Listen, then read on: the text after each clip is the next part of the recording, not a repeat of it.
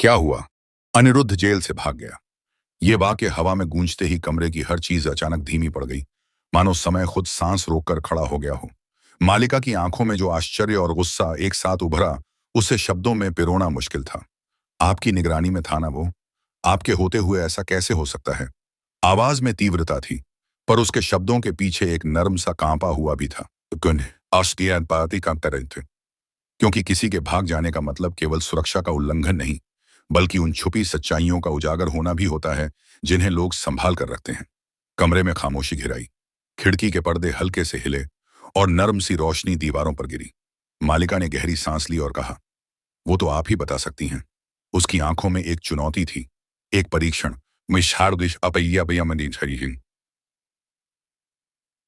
जैसे कोई दरवाजा खुलने के लिए तैयार खड़ा हो और पूछ रहा हो कि क्या तुम अंदर के सच को स्वीकार करोगी या नहीं। सामने बैठी उस औरत के हाथ कंपकपा रहे थे, पर आवाज में ठहराव था। उसने धीरे से कहा, कल नवरात्रि है। वो दिन आगे के लिए मोड़ ले आएगा। हम मिलकर ऐश्वर्या राय सिंह नाम की बुराई का अंत करेंगे। शब्दों में दृढ़ता थी, पर दिखावटी ढंग से नहीं।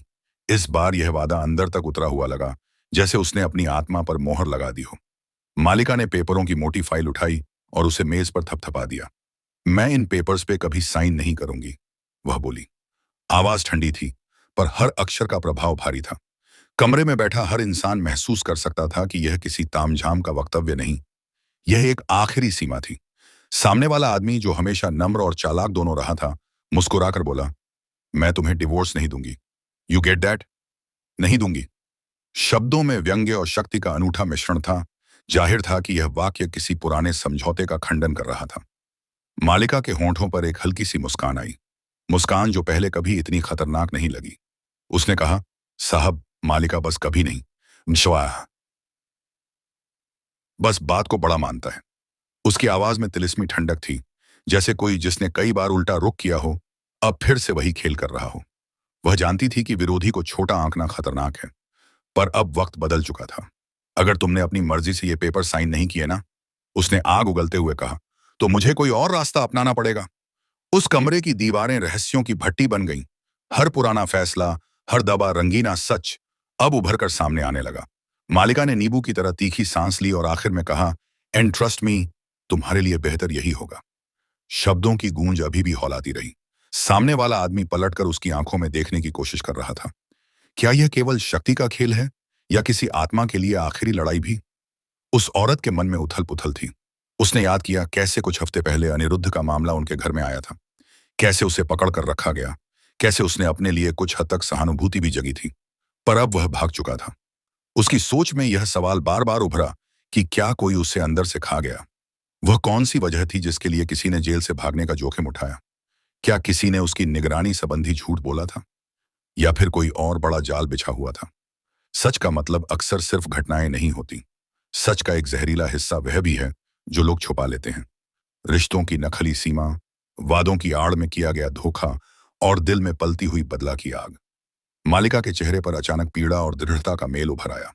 उसने कहा, नवरात्रि पर हम सिर्फ पूजा नहीं करेंगे, हम उन लोगों का पीछा करेंगे जो हमारी परछाइयों में घूम रहे हैं।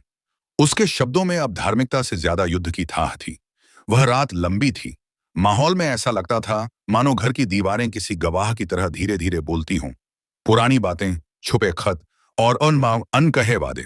मालिका ने फैसला किया कि कल की रात में सब कुछ तय होना है। न केवल अनिरुद्ध की सच्चाई, बल्कि उन सभी चेहरों की भी जो अपनी मासूमियत दिखाकर जहर बिखेर रहे थे।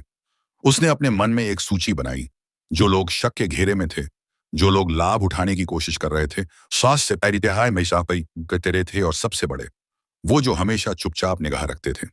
अगली सुबह का सूरज जैसे बिल्कुल भी सहानुभूति ना कर रहा हो, पर परंपरा की वजह से नवरात्रि का दिन आया तो पूरा घर रोशन था। घरों के फव्वारे, रंगोली और मंदिर की घंटियां, पर अंदर का माहौल तंग और दबा हुआ था। लोगों की आंखों में चिंता थी, और उनके कदम धीरे धीरे चलते थे जैसे कोई अदृश्य हाथ उन्हें रोक रहा हो। मालिका ने हर किसी को देखा, उनकी मुस्कानें, उनके घूरने के तरीके, उनकी धीमी बातचीत, सब कुछ अब संदिग्ध लगता था। नवरात्रि के पहले ही दिन एक मीटिंग बुलाई गई। उसमें मौजूद थे कुछ करीबी रिश्तेदार, एक दो पुराने दोस्त, और कुछ वो लोग जिनके कदम घर की सीमा पर अक्सर नाम लेकर आते थे। मालिका ने सबको ध्यान से देखा। हर चेहरे के पीछे की कहानी उसने पढ़नी शुरू कर दी। उसके पास कुछ कागज थे जिनमें लिखी बातें ऐसे संकेत देती थीं जैसे कोई जादुई नक्शा हो। उसने उन कागजों को एक एक कर पढ़ना शुरू किया। न केवल नाम बल्कि तारीखें, फोन कॉल्स और कुछ पुराने नोट्स जिनके शब्द अब नया अर्थ दे रहे थे। जैसे जैसे कागज खुलते गए, एक डरावनी तस्वीर बनती गई। एक तस्वीर जिसमें अनिरुद्ध का भागना केवल एक घटना नहीं बल्कि योजना का हिस्सा लग रहा था। किसी ने जानबूझकर उसकी निगरानी कमजोर कर दी थी। किसी ने कैद के दरवाजे के पास जानबूझकर कुछ ऐसा रखा था जिससे वह बच निकल सका। और सबसे बड़ा सवाल, माओ बियान तई पाई का न्याम, क्या अनिरुद्ध की भागना किसी षड्यंत्र का हिस्सा था या फिर वह खुद किसी बड़े खेल की साजिश का मोहरा था? मालिका का दिल तेजी से धड़क रहा था। उसने उन नामों को एक तरफ रख दिया। साशिपा मतयम, अब उसे असल खोज उन